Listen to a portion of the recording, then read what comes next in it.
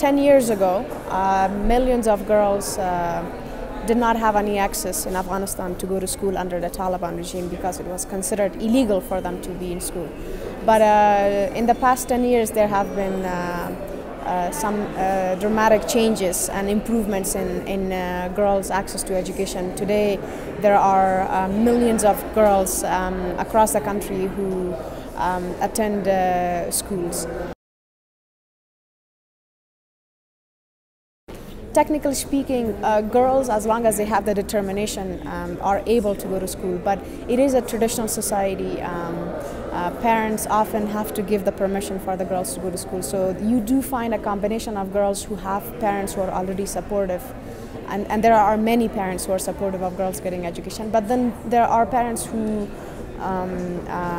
don't quite support education, and their daughters often try to convince them.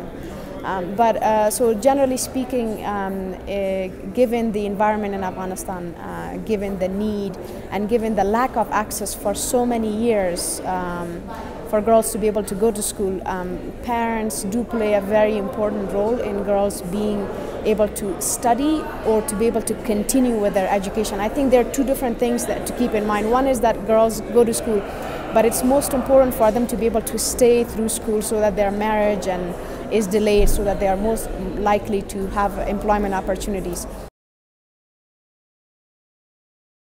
I believe that education is a very powerful tool to fight so many injustices for both men and women throughout the world, but particularly in Afghanistan. For me to make a decision of focusing my energy and my skills in education was exactly because of this very reason, that education can be the solution to so many problems down the road. It may not give you the result right in the next year, but in the long term, it's the best thing that you can do in a developing country. My biggest dream is that one day it will be a peaceful country, and that there will be girls and boys all over Afghanistan in school.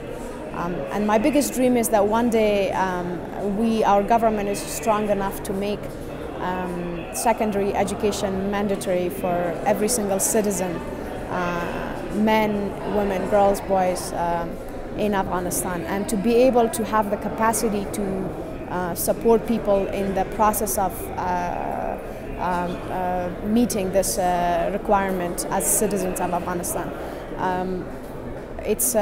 And the great thing is that today in Afghanistan, lots and lots of people are working very hard towards achieving this mission.